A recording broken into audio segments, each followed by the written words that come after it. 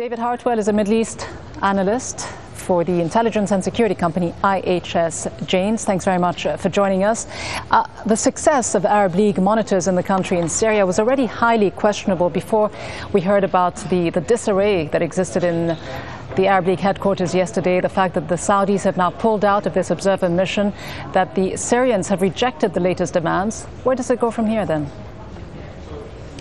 It's a very good question. I think if we're basing this mission on the fact now that it is in a country that the Arab League has effectively called for the government to be replaced in, Syria, then it does bring into question how long the mission can continue to do its work in the country and do it effectively, and secondly, whether the Syrians are going to continue with their level of cooperation with the mission, because the mission can only really effectively do its work with the behest and with the cooperation of the Syrian government. So if the Arab League is calling for the Syrian government effectively to be replaced, then we must therefore question how long the mission can carry on doing its work.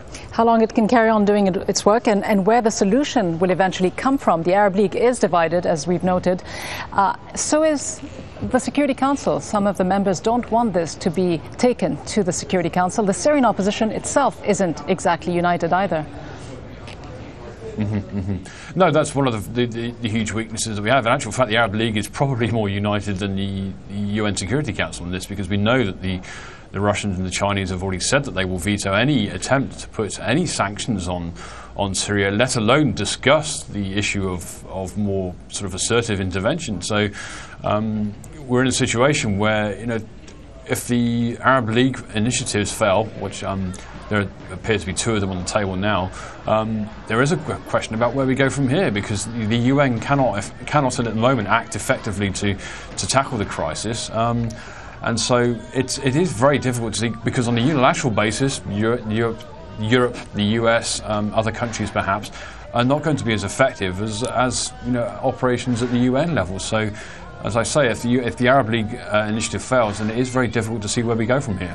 The EU has just jumped in by imposing more sanctions against Syrian officials, 22 of them. How far will that go?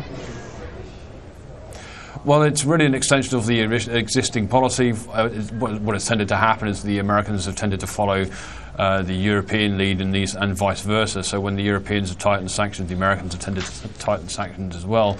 But these are very much incremental processes, and it'll be interesting to see how effective the EU oil embargo is, and then when the US oil embargo is later in the year, although the US embargo is arguably less important given the small amount of oil that the Americans actually take from Syria.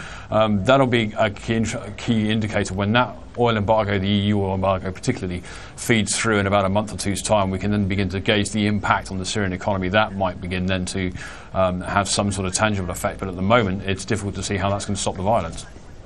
David Hartwell joining us from London. Thanks very much.